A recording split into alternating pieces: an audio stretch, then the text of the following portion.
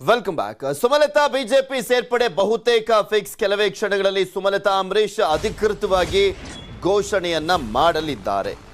ಸುದ್ದಿಗೋಷ್ಠಿಯನ್ನ ಮಾಡ್ತಾರೆ. ಈಗ ಸುದ್ದಿಗೋಷ್ಠಿಯ ಸಂದರ್ಭದಲ್ಲಿ ಮಾತಾಡ್ತಾರೆ. ನಾನು ಯಾವ ಕಾರಣಕ್ಕೋಸ್ಕರ ಹೋಗ್ತಾ ಇದ್ದೇನೆ, ನನ್ನ ನಿರ್ಧಾರ ಯಾಕೆ, ಇದೆಲ್ಲದ್ರ ಬಗ್ಗೆನೂ ಕೂಡ ಅವರೇ ತಿಳಿಸಲಿದ್ದಾರೆ. ಸುದ್ದಿಗೋಷ್ಠಿಯ ಸಂದರ್ಭದಲ್ಲಿ ಸಾಕಷ್ಟು ಜನ ಬೆಂಬಲಿಗರು ಬಂದಿದ್ದಾರೆ. ಮಂಡ್ಯ ನಿವಾಸದಲ್ಲಿ ಸುಮಲತಾ ಸುದ್ದಿಗೋಷ್ಠಿಯನ್ನ ಮಾಡಲಿರುವಂಥದ್ದು. ಬೆಂಬಲಿಗರ ಜೊತೆ ಆಗಮಿಸಿದ್ದಾರೆ ಸಂಸದೆ ಸುಮಲತಾ ಅಂಬರೀಶ್. ಅದಕ್ಕೂ ಮುಂಚೆ ದೇವಸ್ಥಾನಕ್ಕೆ ಹೋಗಿದ್ರು, ದೇವರ ಆಶೀರ್ವಾದವನ್ನ ಪಡ್ಕೊಂಡು ಬಂದ್ರು. ಎಲ್ಲರಿಗೂ ಕೂಡ ಗೊತ್ತಿದೆ, ರಾಜಕೀಯ ವ್ಯಕ್ತಿಗಳು ಯಾವುದೇ ನಿರ್ಧಾರವನ್ನ ಕೈಗೊಳ್ಳಿಕ್ಕೂ ಮುಂಚೆ ದೇವಸ್ಥಾನಕ್ಕೆ ಹೋಗ್ತಾರೆ, ಅಡ್ಡು ಬೀಳ್ತಾರೆ, ಆಶೀರ್ವಾದ ಪಡ್ಕೊಳ್ತಾರೆ. ಅದಾದ್ಮೇಲೆ ಬಂದು ತಮ್ಮ ನಿರ್ಧಾರಗಳನ್ನ ಪ್ರಕಟ ಮಾಡ್ತಾರೆ. ಅದೇ ರೀತಿಯಾಗಿ ಸುಮಲತಾ ಅಂಬರೀಶ್ ಅವರು ಕೂಡ ಅಷ್ಟೇ ಟೆಂಪಲ್ ರನ್ ಮಾಡಿದ್ರು. ನಾನು ಕೆಲವೇ ಕ್ಷಣಗಳಲ್ಲಿ ತನ್ನ ನಿರ್ಧಾರ ಏನು ಅನ್ನುವಂಥದ್ರ ಬಗ್ಗೆ ಪ್ರಕಟ ಮಾಡ್ತಾರೆ.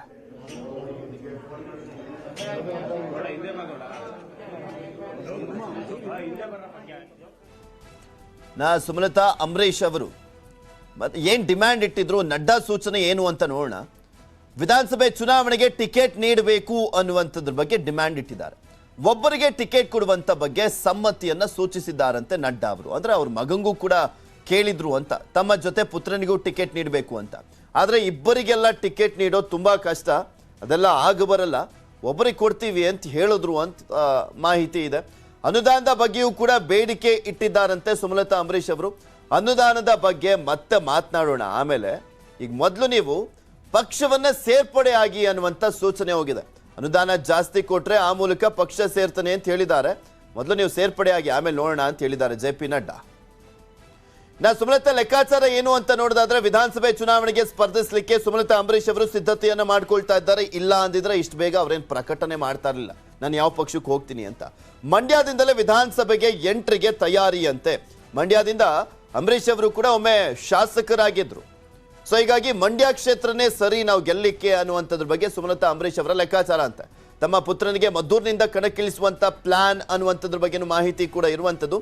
ಏಕೆಂದ್ರೆ ಅಂಬರೀಶ್ ಅವರ ಊರು ಮದ್ದೂರು ಕ್ಷೇತ್ರಕ್ಕೆ ಒಳಪಡುತ್ತೆ, ಅಲ್ಲಿಂದ ಮಗನ್ ನಿಲ್ಲಿಸಬೇಕು ಅಂತ ಅಭಿಷೇಕ್ ಅಂಬರೀಶ್ ಅವರನ್ನ. ತಮ್ಮ ಆಪ್ತರಿಗೂ ಟಿಕೆಟ್ ಪಡೆಯುವಂತ ಲೆಕ್ಕಾಚಾರದಲ್ಲಿದ್ದಾರೆ ಸುಮಲತಾ ಅಂಬರೀಶ್ ಅವರು. ಒಂದು ಸಚ್ಚಿದಾನಂದ ಅವರಿಗೆ ಟಿಕೆಟ್ ಆಲ್ಮೋಸ್ಟ್ ಕೊಡ್ತಾರೆ ಅಂತ ಹೇಳಲಾಗ್ತಾ ಇದೆ. ಇನ್ನು ಉಳಿದಂತ ಯಾರು ಕೇಳಿದಾರೋ ಗೊತ್ತಿಲ್ಲ. ಮತ್ತೆ ಬಿಜೆಪಿನೇ ಬಂದ್ರೆ ಮಂತ್ರಿಗಿರಿ ಸಿಗುವಂತ ವಿಶ್ವಾಸದಲ್ಲಿದ್ದಾರೆ ಸುಮಲತಾ ಅಂಬರೀಶ್ ಅವರು. ಬಿಜೆಪಿಗೆ ಹೋದಂತ ಟೈಮ್ನಲ್ಲಿ ಮತ್ತೆ ರಾಜ್ಯದಲ್ಲಿ ಬಿಜೆಪಿ ಗೌರ್ಮೆಂಟ್ ಬಂದ್ರೆ ಮಂತ್ರಿಗಿರಿ ಸಿಕ್ಬಿಡುತ್ತೆ ಅನ್ನುವಂತ ಲೆಕ್ಕಾಚಾರದಲ್ಲಿ ಇದ್ದಾರೆ ಅಂತ ಹೇಳಲಾಗ್ತಾ ಇದೆ. ಬಿಜೆಪಿ ಪ್ಲಾನ್ ಇವರನ್ನು ಸೇರಿಸ್ಕೊಳ್ಳೋದಕ್ಕೆ ಹಳೆ ಮೈಸೂರು ಭಾಗದಲ್ಲಿ ಪಕ್ಷ ಬಲವರ್ಧನೆಗೆ ಇವರ ಎಂಟ್ರಿಯಿಂದ ಇನ್ನೂ ಅಷ್ಟು ಬೂಸ್ಟ್ ಸಿಕ್ಕಂತಾಗತ್ತೆ ಅನ್ನೋದು ಬಿಜೆಪಿಯ ಲೆಕ್ಕಾಚಾರ ಆಗಿದೆ. ಹಳೆ ಮೈಸೂರು ಭಾಗದಲ್ಲಿ ಬಿಜೆಪಿ ಹೇಳ್ಕೊಳ್ಳುವಂತ ಸಾಧನೆ ಏನು ಮಾಡಿಲ್ಲ, ಅಷ್ಟಕ್ಕಷ್ಟೇ. ಈಗಲೂ ಕೂಡ ಮಂಡ್ಯದಲ್ಲೆಲ್ಲ ಅಸ್ತಿತ್ವಕ್ಕೋಸ್ಕರ ಗುದ್ದಾಡುವಂತ ಪರಿಸ್ಥಿತಿ ಇದೆ ಬಿಜೆಪಿಗೆ. ಮಂಡ್ಯದಲ್ಲಿ ಸುಮಲತೆಗೆ ಅಂಬರೀಶ್ ಹೆಸರಿನ ಬಲ ಇರುವಂಥದ್ದು, ಮತ್ತೆ ಪಕ್ಷೇತರವಾಗಿ ಕೂಡ ಗೆದ್ದಿದ್ದಾರೆ. ಸೊ ಏನ್ ಬಂದ್ರೂ ಕೂಡ ಪ್ಲಸ್, ಕಳ್ಕೊಳ್ಳುವಂಥದ್ದು ಏನೂ ಇಲ್ಲ ಬಿಜೆಪಿಗೆ. ಸುಮಲತಾ ಬಂದ್ರೆ ದೊಡ್ಡ ಮಟ್ಟದಲ್ಲಿ ಪ್ಲಸ್ ಪಾಯಿಂಟ್ ಆಗುತ್ತೆ. ಸೊ ಹೀಗಾಗಿ ಅವ್ರು ಬಂದ್ರೆ ಒಳ್ಳೇದು ಅನ್ನೋದು ಬಿಜೆಪಿಗೆ ಅನಿವಾರ್ಯ. ಆಕ್ಚುಲಿ ಕಾಂಗ್ರೆಸ್ಗೆ ಏನು ಅನಿವಾರ್ಯ ಇಲ್ಲ ಸುಮಲತಾ ಅಂಬರೀಶ್. ಅಂಬಿ ಅಭಿಮಾನಿಗಳು ಬಿಜೆಪಿ ಕೈ ಹಿಡಿಯುವಂತ ಲೆಕ್ಕಾಚಾರದಲ್ಲಿದ್ದಾರೆ ಬಿಜೆಪಿ ಪಕ್ಷದವರು. ಸುಮಾ ಮೂಲಕ ಜೆಡಿಎಸ್ ಕೋಟೆ ಛಿದ್ರಕ್ಕೆ ಪ್ಲಾನ್ ಅಂತ ಹೇಳಲಾಗ್ತಾ ಇದೆ. ನೋಡಬೇಕು ಯಾವ ರೀತಿಯಾಗಿ ಸುಮಲತಾ ಅಂಬರೀಶ್ ಅವರು ಬಿಜೆಪಿಗೆ ಬಂದಂತ ಸಂದರ್ಭದಲ್ಲಿ ಅವರನ್ನ ಬಳಸ್ಕೊಂಡು ಮಂಡ್ಯ ಕ್ಷೇತ್ರಗಳಲ್ಲಿ ಗೆಲ್ಲುವಂತ ನಿಟ್ಟಿನಲ್ಲಿ ವರ್ಕೌಟ್ ಮಾಡ್ಕೊಳ್ತಾರೆ ಬಿಜೆಪಿ ಅವರು ಅಂತ. ಇನ್ನು ಸುಮಾ ರಾಜಕಾರಣ, ಸ್ವಾಭಿಮಾನ ಹೆಸರಿನಲ್ಲಿ ಗೆದ್ದಿದ್ರು ಸುಮಲತಾ ಅಂಬರೀಶ್ ಅವರು. ಆದ್ರೆ ಈಗ ಒಂದೇ ಪಕ್ಷಕ್ಕೆ ಹೋಗ್ತಾ ಇದ್ದಾರೆ, ಬಿಜೆಪಿಗೆ ಹೋಗ್ತಾ ಇರುವಂತ ಮಾಹಿತಿ ಇರುವಂತ ಹಿನ್ನೆಲೆಯಲ್ಲಿ ನೋಡ್ಬೇಕು ಇದು ಯಾವ ರೀತಿಯಾದಂತ ಚೇಂಜಸ್ ಆಗುತ್ತೆ ಆ ಒಂದು ಮಂಡ್ಯ ಭಾಗದಲ್ಲಿ ಅಂತ. ಈ ಬಾರಿ ಅನುಕೂಲಕರ ವಾತಾವರಣ ಅಂತೂ ಇಲ್ಲ. ಒಂದು ಪಕ್ಷದಲ್ಲಿ ಗುರುತಿಸ್ಕೊಳ್ಳೇಬೇಕಾಗಿದೆ. ಕಾಂಗ್ರೆಸ್ ಅಥವಾ ಬಿಜೆಪಿಯಲ್ಲಿ ಜೆಡಿಎಸ್ಗಂತೂ ಹೋಗೋ ಚಾನ್ಸ್ ಇಲ್ಲ, ಅವರು ಕರ್ಕೊಳ್ಳುವಂತ ಚಾನ್ಸು ಇಲ್ಲ. ಗೆದ್ದ ಬಳಿಕ ಸುಮಾ ಮತದಾರರಿಂದ ದೂರ ಆಗಿದ್ದಾರೆ ಅನ್ನುವಂಥ ಆರೋಪಗಳಿದೆ. ಇಲ್ಲೊಂದು ಕಡೆ ಗೆಲ್ಲಿಸುವಂತ ಟೈಮ್ನಲ್ಲಿ ಸಾಕಷ್ಟು ಭರವಸೆಗಳನ್ನ ಕೊಟ್ಟರು, ನಿಮ್ ಜೊತೆನೆ ಇರ್ತೀವಿ ಅಂತೆಲ್ಲ ಹೇಳಿದ್ರು. ಆದ್ರೆ ಗೆದ್ದಾದ ನಂತರ ಕಾಣ್ಸಂಗೆ ಇಲ್ಲ ಕ್ಷೇತ್ರದಲ್ಲಿ ಅನ್ನುವಂಥ ಆರೋಪಗಳು ಕೂಡ ಇದೆ ಸುಮಲತಾ ಅಂಬರೀಶ್ ಮೇಲೆ. ಆಪ್ತರಿಗೂ ಸುಮಾ ಭೇಟಿ ಸಿಗ್ತಾ ಇರ್ಲಿಲ್ವಂತೆ. ಸೊ ಇದೆಲ್ಲವೂ ಕೂಡ ಅವರ ರಾಜಕಾರಣಕ್ಕೆ ಯಾವ ರೀತಿಯಾಗಿ ಮುಳುವಾಗುತ್ತೆ ಅನ್ನುವಂಥದ್ದು ಕಾದ್ ನೋಡ್ಬೇಕು. ಅಭಿವೃದ್ಧಿ ವಿಚಾರದಲ್ಲಿ ಸುಮಾ ಕೆಲಸ ಅಷ್ಟಕ್ಕಷ್ಟೇ. ಒಂದ್ ಕಡೆ ಅಧಿಕಾರದಲ್ಲಿದೆ ಬಿಜೆಪಿ, ಅವ್ರ ಜೊತೆನೆ ಗುರ್ಸ್ಕೊಂಡಿದ್ದಾರೆ ಆಡಳಿತ ಪಕ್ಷದ ಜೊತೆ. ಆದ್ರೂ ಕೂಡ ಅಭಿವೃದ್ಧಿ ಅನ್ನುವಂಥದ್ದು ಅಂತ ಚೇಂಜಸ್ ಏನು ಆಗಿಲ್ಲ ಮಂಡ್ಯದಲ್ಲಿ ಅನ್ನುವಂಥ ಆರೋಪಗಳು ಕೂಡ ಅವ್ರ ಮೇಲೆ ಕೇಳಿ ಬರ್ತಾ ಇದೆ. ಜೆಡಿಎಸ್ ಲೆಕ್ಕಾಚಾರ ಏನು ಅಂತ ನೋಡಿದಾದ್ರೆ ಸಂಸದೆ ಸುಮಲತಾ ವಿರುದ್ಧ ಜೆಡಿಎಸ್ ರಣತಂತ್ರ. ಸಹಜವಾಗಿ ಮುಖ್ಯಮಂತ್ರಿ ಆಗಿದ್ದಂಥವ್ರು ಆ ಟೈಮ್ನಲ್ಲಿ ಕುಮಾರಸ್ವಾಮಿ ಅವರು ಅವ್ರ ಮಗನ್ ನಿಲ್ಸಿದ್ರು. 7 ಕ್ಷೇತ್ರದಲ್ಲಿ ಜೆಡಿಎಸ್ ಶಾಸಕರಿದ್ರು. ಹಂಗಿದ್ರು ಕೂಡ ನಿಖಿಲ್ ಸೋತಿದ್ದಂಥದ್ದು ದೊಡ್ಡ ಅವಮಾನ ಆಗಿತ್ತು. ಸೊ ಹೀಗಾಗಿ ಈ ಬಾರಿ ಎಲ್ಲಾದ್ರೂ ನಿಂತ್ಕೊಳ್ಳಿ, ಯಾವ ಪಕ್ಷದಿಂದಾದ್ರೂ ನಿಂತ್ಕೊಳ್ಳಿ, ಆದ್ರೆ ಸೋಲಿಸಬೇಕು ಅನ್ನುವಂತ ಒಂದು ಚಾಲೆಂಜ್ ಅಲ್ಲಿ ಇದೆ ಜೆಡಿಎಸ್. ಲೋಕಸಭೆ ಸೋಲಿನ ಸೇಡನ್ನ ತೀರಿಸಿಕೊಳ್ಳುವಂತ ಪ್ರಯತ್ನ ಮಾಡೇ ಮಾಡ್ತಾರೆ. ಆಮೇಲೆ ಅವರು ತಮ್ಮ ಅಸ್ತಿತ್ವಕ್ಕೋಸ್ಕರ ಜೆಡಿಎಸ್ ಮಂಡ್ಯ ಭಾಗದಲ್ಲಿ ಒಂದು ದೊಡ್ಡ ನೆಲೆ ಇರುವಂಥದ್ದು. ಸೊ ಹೀಗಾಗಿ ತಮ್ಮ ಭದ್ರಕೋಟೆ ಬಿಟ್ಕೊಡೋದಕ್ಕಂತೂ ಅವ್ರು ಮುಂದಾಗೋದಿಲ್ಲ. ಎಷ್ಟು ಫೈಟ್ ಮಾಡ್ಬೋದೋ ಮ್ಯಾಕ್ಸಿಮಮ್ ಅಷ್ಟು ಮಾಡ್ತಾರೆ. ನಿಖಿಲ್ ಸೋಲಿನ ಸೇಡು ತೀರಿಸ್ಕೊಳ್ಳಿಕ್ಕೆ HDK ಪ್ಲಾನ್. ನಿಖಿಲ್ ಸೋಲಿನ ಜೊತೆಗೆ ಮಂಡ್ಯ ಭಾಗದಲ್ಲಿ ಅವ್ರು ಬಿಟ್ಕೊಡಕ್ಕೆ ಚಾನ್ಸೇ ಇಲ್ಲ. ಎಷ್ಟು ಹೋರಾಟ ಮಾಡಬೇಕು ಅಷ್ಟು ಮಾಡೇ ಮಾಡ್ತಾರೆ. ಬಿಕಾಸ್ ಹೆಚ್ಚಿನ ಕ್ಷೇತ್ರಗಳನ್ನು ಗೆಲ್ಲಬೇಕು, ಸಮ್ಮಿಶ್ರ ಸರ್ಕಾರದಲ್ಲಾದ್ರೂ ಮುಖ್ಯಮಂತ್ರಿ ಆಗಬೇಕು ಅಂದ್ರೆ ಕುಮಾರಸ್ವಾಮಿ ಅವರಿಗೆ ಮಂಡ್ಯ ಭಾಗ ಕೈ ಹಿಡಿದ್ರೆ ಮಾತ್ರನೇ ಸಾಧ್ಯ. ಕಳೆದ ಬಾರಿ ಅಂತ 7 ಗೆದ್ರೇನೆ ಮತ್ತೆ ಮುಖ್ಯಮಂತ್ರಿ ಆಗೋದು ಕುಮಾರಸ್ವಾಮಿ ಅವರಿಗೆ. ಸೊ ಹೀಗಾಗಿ ಮಂಡ್ಯ ತುಂಬಾ ಇಂಪಾರ್ಟೆಂಟ್. ಈ ಬಾರಿ ಮಂಡ್ಯದಲ್ಲಿ ಪ್ರಬಲ ಅಭ್ಯರ್ಥಿ ನಿಲ್ಲಿಸಲಿಕ್ಕೆ ತಂತ್ರ ಅಂತ ಹೇಳಲಾಗ್ತದೆ.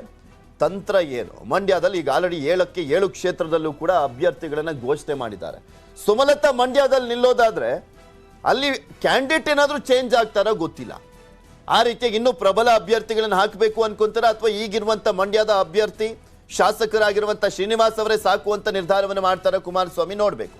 ನಮ್ಮ ಮಂಡ್ಯಗೆ ಸುಮಾ ಕೊಡುಗೆ ಶೂನ್ಯ ಅಂತ ಬಿಂಬಿಸುವಂತ ಪ್ರಯತ್ನ ಮಾಡುವಂತ ಸಾಧ್ಯತೆ ಇದೆ. ಅವರು ಮಾಡ್ಬೋದು. ಆಮೇಲೆ ಜನಕ್ಕೂ ಕೂಡ ಗೊತ್ತಿರುತ್ತೆ ಏನೇನು ಚೇಂಜಸ್ ಆಗಿದೆ, ಇವ್ರು ಬಂದ ನಂತರ ಇವ್ರು ಕೊಟ್ಟಂತ ಭರವಸೆಗಳನ್ನು ಎಷ್ಟು ಈಡೇರಿಸಿದ್ದಾರೆ, ನಮ್ಮ ಜೊತೆ ಎಷ್ಟು ಆತ್ಮೀಯತೆಯಿಂದ ನಡ್ಕೊಂಡಿದ್ದಾರೆ ಅನ್ನುವಂಥದ್ದು ಅಲ್ಲಿನ ಜನಕ್ಕೂ ಕೂಡ ಚೆನ್ನಾಗಿ ಗೊತ್ತಿದೆ. ಬಿಕಾಸ್ ಮಂಡ್ಯ ಅಂದ್ರೆ ರಾಜಕೀಯ ಅಂದ್ರೆ ಮಂಡ್ಯ ಅನ್ನುವ ರೀತಿಯಲ್ಲಿ ಅಷ್ಟು ದೊಡ್ಡ ಮಟ್ಟದಲ್ಲಿ ರಾಜಕಾರಣ ನಡೆಯುತ್ತೆ ಅಲ್ಲಿ. ಸುಮಲತಾ ಅವಕಾಶವಾದಿ ರಾಜಕಾರಣಿ ಅಂತನೂ ಕೂಡ ಪ್ರಚಾರ ಮಾಡುವಂತ ಪ್ಲಾನ್ ಅಂತ ಹೇಳಲಾಗ್ತಾ ಇದೆ. ನೋಡ್ಬೇಕು ಈ ಸ್ಟ್ರಾಟಜಿಯನ್ನ ಯಾವ ರೀತಿಯಾಗಿ ಮಾಡ್ತಾರೆ ಜೆಡಿಎಸ್ನವರು ಅಂತ. ಸಹಜವಾಗಿ ಎಲ್ಲಾ ರಾಜಕಾರಣಿಗಳು ಕೂಡ ಅವಕಾಶವಾದಿ ರಾಜಕಾರಣಿಗಳೇ. ಈವನ್ ಕುಮಾರಸ್ವಾಮಿ ಅವರು ಕೂಡ ಅಷ್ಟೇ.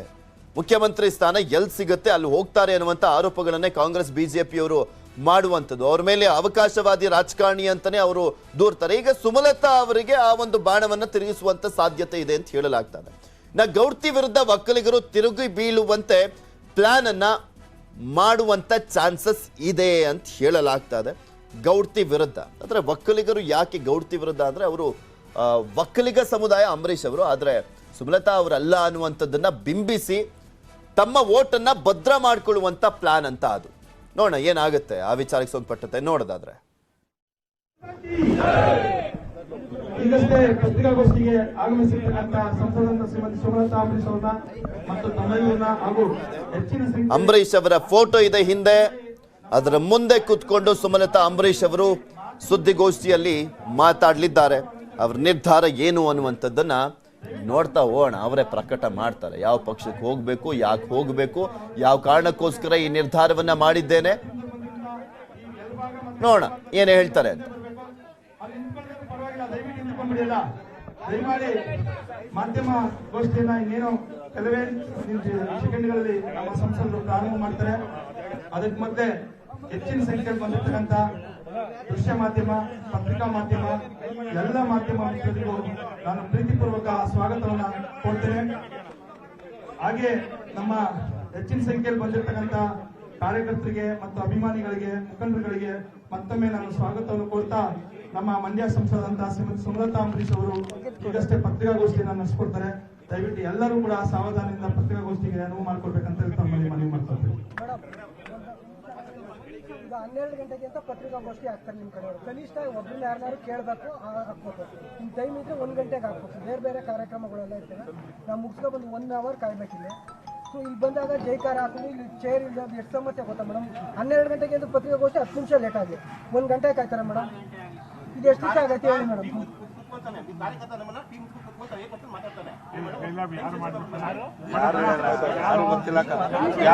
ಯಾರೋ ಮಾತಾಡಿದಕ್ಕೆ ದಯಮಾಡಿ ಯಾರೋ ಮಾತಾಡಿದ್ರೆ ನಾನು ಕ್ಷಮೆ ಕೇಳ್ತೇನೆ. ದಯಮಾಡಿ ಸಂಪೂರ್ಣ ಈಗ ಆಯ್ತು, ಸಮಾಧಾನ ಪ್ಲೀಸ್. ಪತ್ರಿಕಾ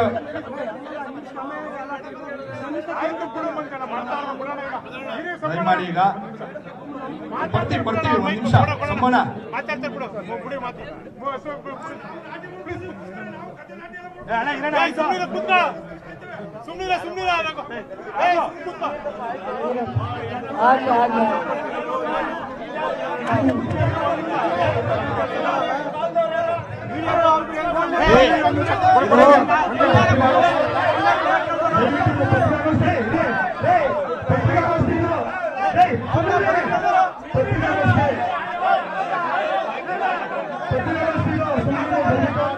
ದಯಮಾಡಿ ಮಾಧ್ಯಮ ಮಿತ್ರರಿಗೆ ಮತ್ತೊಮ್ಮೆ ಮನವಿ ಮಾಡ್ಕೊಳ್ತೀನಿ. ದಯಮಾಡಿ